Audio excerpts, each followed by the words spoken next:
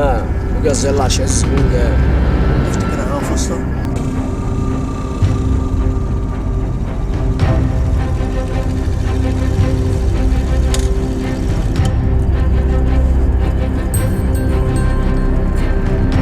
ايه الشنطة اللي مركونة على الأرض دي يا بابا؟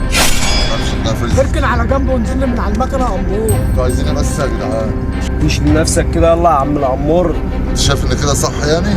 اه بس في المطوه، خلي المطوه بعيد كده، خلي المطوه بعيد. طيب بلاش شقاوة عشان لو مش خايف على نفسك خاف على ابنك. هطلع لك اللي في جيبك بس اصبر بالراحه. شوف انا اهوت. قلب نفسك تاني، شوف فين تاني. لب نفسك حلو من فوق من تحت. ما تخافش يعني. خلاص محفظه اهي. مش معايا غير مفتاح الشقه. اظن اخدت كل اللي في جيبي، سيبوني امشي بقى. بقول لك ايه، انا بفكر اخد الواد ده. سيبني.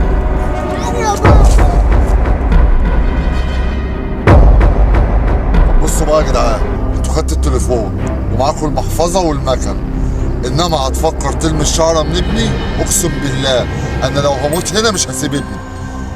خد الحاجه واتكل على الله وسيبني امشي انا وانت.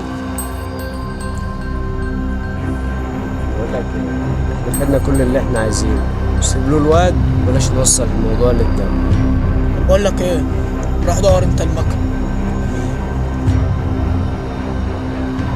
تخافش يا احمد، انت عارف على الحرام من دين، انا لو ما معايا ابني انا ما كنت هروح حد فلوس عليه. لا شبح يلا. طب اقفل بوقك بقى بدل ما احسنك عليه. حرام عليك يا عم، المكنة بتاعتي. ما تخافش يا حبيبي، هناخد لفه ونرجعها لك تاني. يلا يا عم.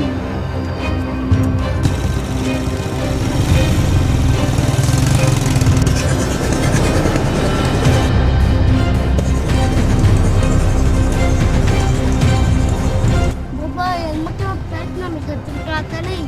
مش مشكله يا حبيبي، 60 ده المهم ان انت كويس بس.